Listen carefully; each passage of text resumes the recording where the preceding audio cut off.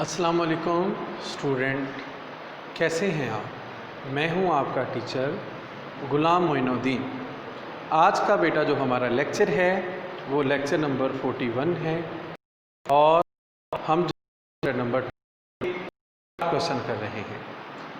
اس lecture کو شروع سے پہلے کا جواب اللہ تعالیٰ کے بابرکت نام سے کرتے ہیں۔ بسم اللہ الرحمن الرحیم۔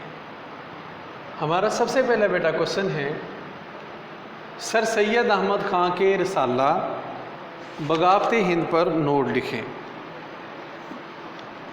سید احمد خان کے رسالہ بغاوت ہند بہت حیثیت رکھتا ہے، اور صغیر کی تاریخ میں اللہ اپنی اہمیت کا خود حامل ہے، کیونکہ جنگ آزادی کے بعد کو اخلاقی اور مالی وہ طور پر بہت مشکلات کا سامنا کرنا پڑا۔ مسلمانوں کی اخلاقی اور مالی حالت بہت بری طرح متاثر ہوئی تھی۔ انگریز ان کو اپنا دشمن مانتے تھے۔ انگریز ان کو یہی وہ سمجھتے تھے کہ ہماری تباہی، ہمارے خلاف جنگ لڑنے میں یہی تھے۔ وہ جنگ آزادی کا ذمہ دار مسلمانوں کو سمجھتے تھے۔ سر سید احمد خان نے اس صورتحال کا ٹھنڈے دماغ سے مقابلہ کیا، اور اس سلسلے میں ان کا عظیم کارنامہ انگریزوں اور مسلمانوں کے باہمی تعلقات کی بحالی تھا۔ انہوں نے اسباب بغاوت ہند میں انہوں نے جس جرأت کا مظاہرہ کیا وہ کسی لیڈر کے حصے میں نہیں آتی۔ انہوں نے اہل مغرب کو یقین دلایا کہ انہوں نے اسلام کو غلط سمجھا ہے، مغرب والوں نے غلط سمجھا ہے، انگریزوں نے اسلام کو غلط سمجھا ہے۔ اس طرح وہ مسلمانوں کے بارے میں انگریز کے خیالات کو بدلنے میں کافی حد تک کامیاب رہے۔ اگلا ہمارا جو کوشچن ہے اسٹوڈنٹ، 1882 میں سر ولیم ہنٹر کی سربراہی میں قائم ہونے والے ایجوکیشن کمیشن کی سفارشات بیان کریں۔ پھر اس کے بعد میں ایک دفعہ پھر اس کوشچن کو ریپیٹ کر دوں۔ 1882 میں سر ولیم ہنٹر کی سربراہی میں قائم ہونے والے ایجوکیشن کمیشن کی سفارشات مرتب کہ بیان کریں۔ 1882 میں ایجوکیشن کمیشن کی اہم تعلیم حکومت کی ذمہ داری ہوگی۔ عوام میں تعلیم کا شوق پیدا کرنے کے لیے چھوٹی ملازمتیں خواندہ افراد کو دی جائیں گی۔ پرائمری اساتذہ کی تربیت کے لیے ملک میں نارمل اسکول قائم کیے جائیں گے۔ سرکاری اسکولوں میں کوئی مذہبی تعلیم نہیں ہوگی۔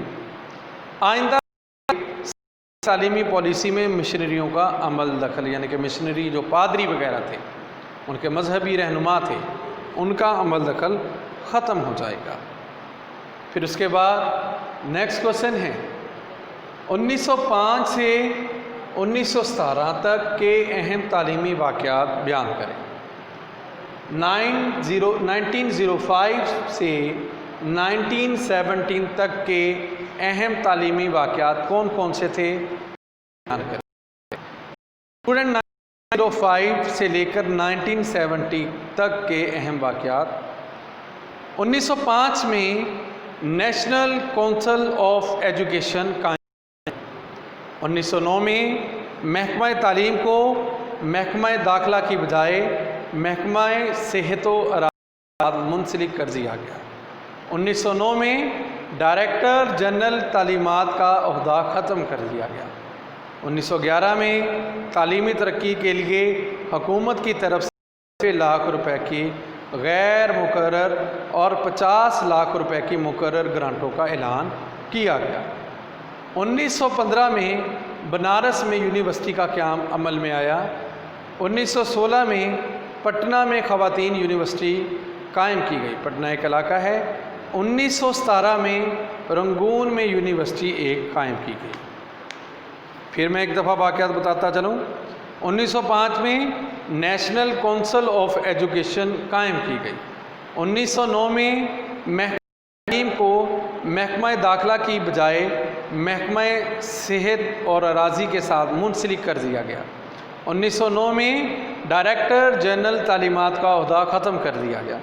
1911 میں تعلیمی ترقی کے لیے حکومت کی طرف سے 90 لاکھ روپے کی غیر مقرر اور 50 لاکھ روپے کی مقرر گرانٹوں کا اعلان کیا گیا۔ 1915 میں بنارس میں یونیورسٹیوں کا قیام عمل میں آیا گیا۔ 1916 میں پٹنہ میں خواتین یونیورسٹی قائم کی گئی۔